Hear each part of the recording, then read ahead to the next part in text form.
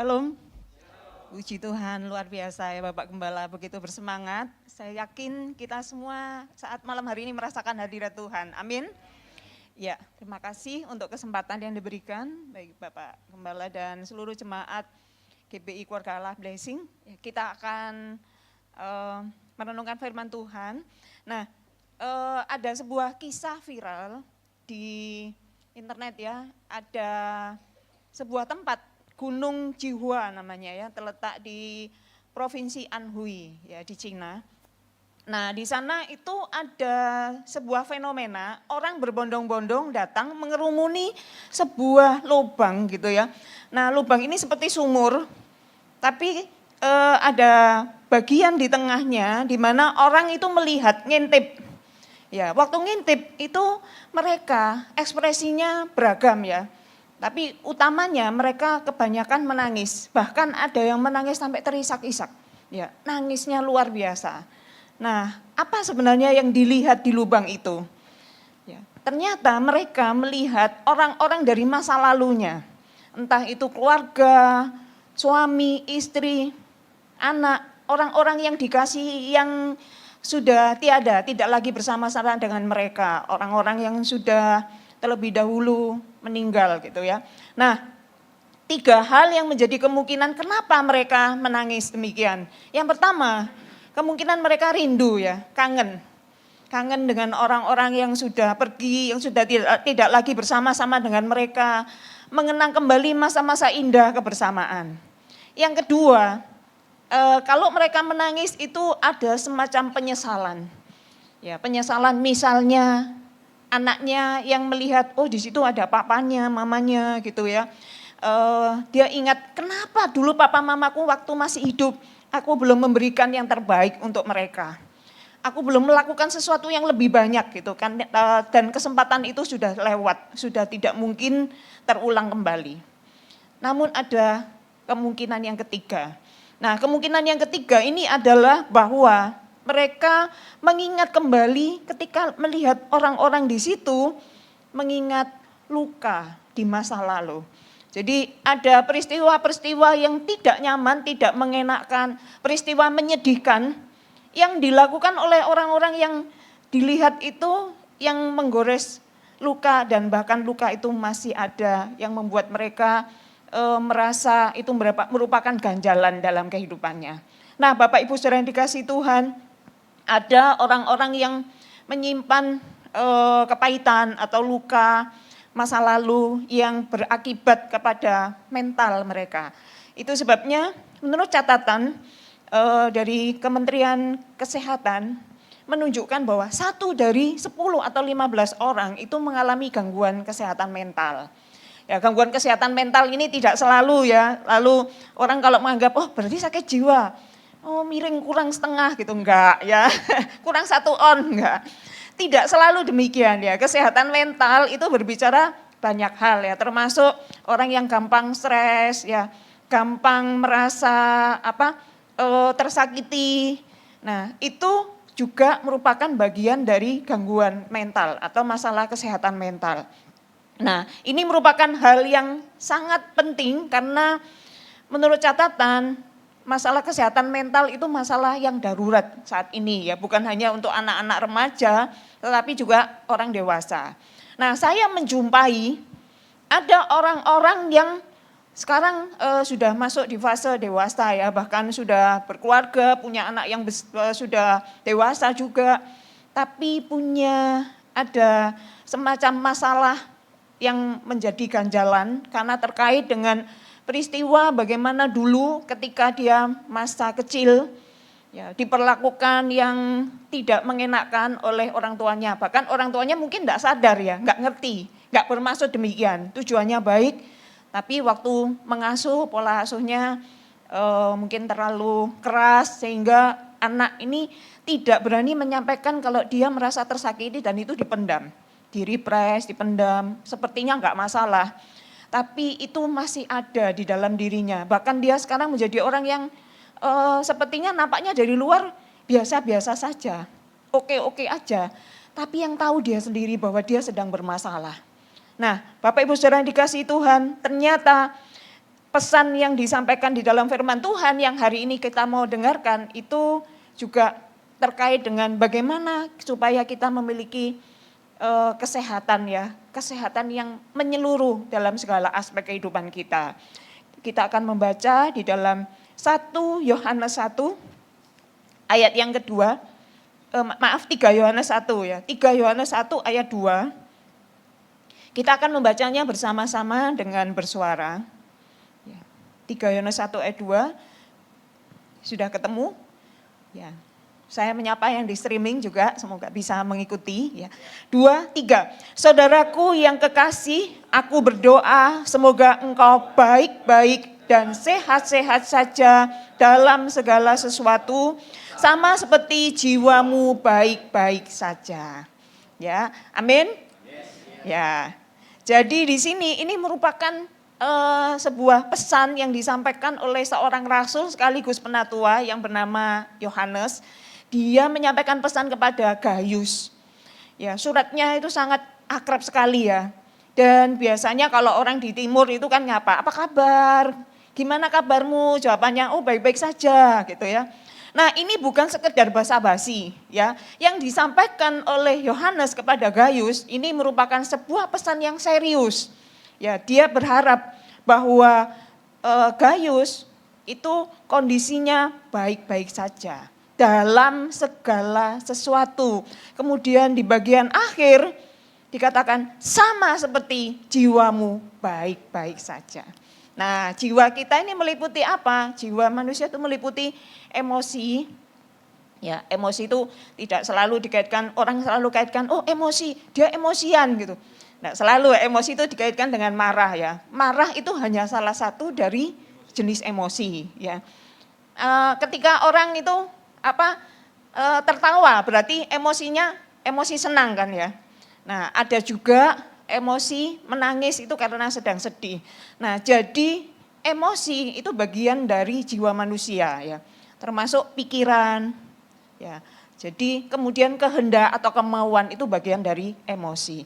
Nah, emosi kita ini sangat penting ya, maksudnya dalam arti emosi atau bagian dari jiwa atau mental kita itu sangat penting juga. Ada anak-anak yang dari kecil itu hidup di antara keluarga yang suka agresif ya, sedikit-sedikit marah, maka bisa menurunkan anak-anak yang gampang marah gitu. Tapi sebaliknya ya, kalau orang tua menanamkan atau memberikan contoh yang sabar, suka bersyukur, maka akan menurunkan generasi yang suka bersyukur. Dan saya yakin itu ada di dalam jemaat Tuhan di tempat ini. Amin. Nah, Bapak Ibu Saudara yang dikasih Tuhan, kesehatan mental itu penting, sama pentingnya dengan kesehatan tubuh dan kesehatan rohani kita. Itu sebabnya Tuhan menghendaki supaya kita ini sehat secara menyeluruh, secara holistik. Tubuh, jiwa, roh, sehat secara seimbang. Amin. Nah, jadi jiwa yang sehat atau mental yang sehat itu berpengaruh ya, terhadap tubuh kita. Kenapa ada orang yang psikosomatis? Ya, fisiknya sakit, waktu dicek di dokter, lu nggak apa-apa sebenarnya. Tapi ternyata masalahnya apa? Masalahnya pikirannya. Ya, pikirannya banyak, kemudian dari perasaannya sering khawatir, sering merasa cemas, sering rasa takut. Nah, itu bisa mempengaruhi tubuhnya jadi sakit. Itu namanya psikosomatis. Demikian juga ketika seseorang yang dewasa secara rohani tidak secara otomatis mentalnya itu dewasa. Nah, itu bagian dari proses perjalanan hidup yang harus kita bertumbuh secara seimbang. Bapak Ibu Saudara dikasihi Tuhan, harta yang paling berharga dalam hidup kita saat ini adalah kesehatan. Ya, kesehatan. Ya, walaupun ada lagu kan harta yang paling berharga adalah keluarga gitu ya.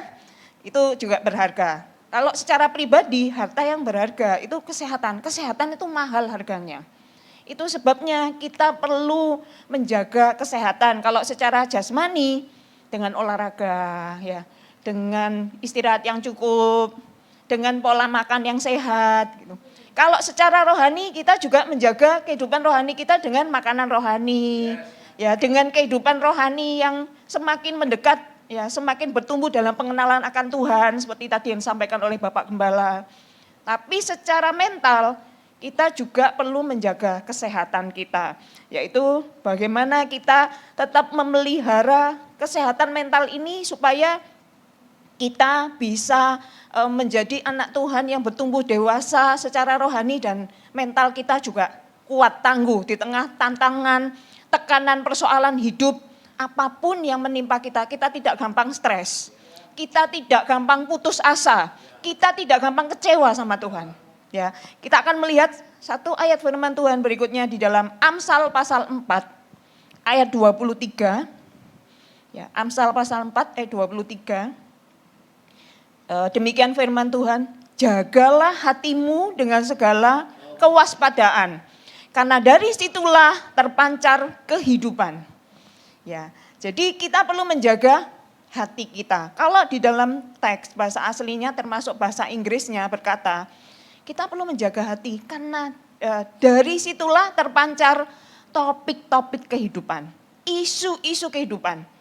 Ya. Jadi dari hati kita terpancar keluar. Kalau hati kita pahit, maka yang keluar kepahitan, ya pahit. Kata-kata kita bisa gampang dikit-dikit, kata-kata yang meluarkan yang negatif, ya kata-kata yang melemahkan orang dan sebagainya. Tapi dari hati kita, kalau hati kita, topik hati kita ini yang penuh dengan ucapan syukur, memuji Tuhan, maka yang keluar dari mulut kita ada perkataan ucapan syukur yang memuji Tuhan dan memberkati orang lain. Amin. Nah, Bapak Ibu yang dikasihi Tuhan, kalau kita tahu persis bahwa hati kita ini perlu dijaga, maka kita perlu merespon secara benar dalam setiap hal persoalan yang ada di sekitar kita. Ya, karena menurut catatan bahwa hidup ini 10% itu realita, kenyataan peristiwa, masalah yang kita hadapi. Tapi 90%-nya adalah bagaimana kita menyikapi, bagaimana reaksi kita, bagaimana respon kita terhadap masalah, terhadap peristiwa, terhadap situasi yang ada. Jadi kuncinya adalah bagaimana respon kita.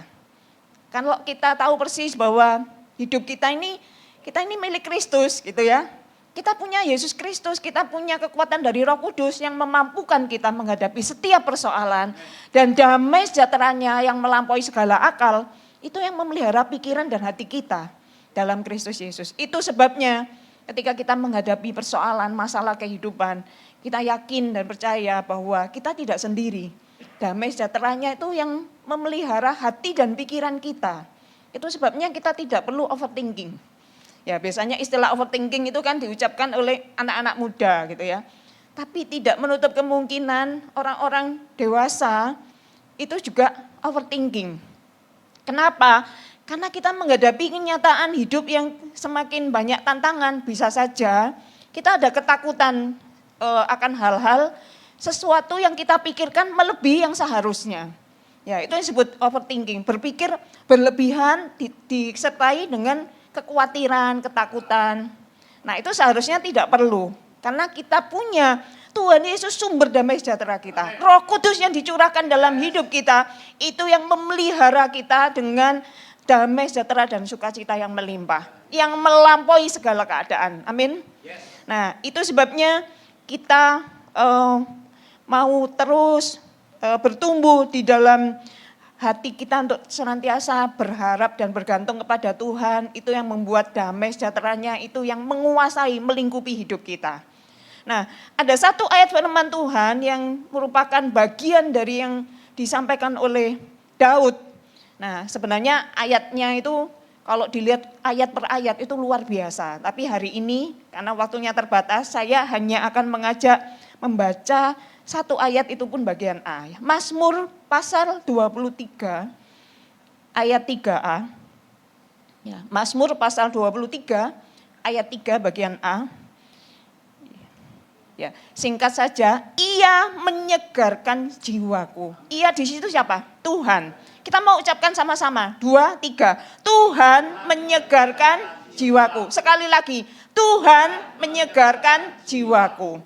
Amin ya. Jadi di sini kata menyegarkan ya di dalam bahasa aslinya di situ dimaknai restorasi ya, memulihkan, memperbaiki, menjadikan fit, menjadikan tepat.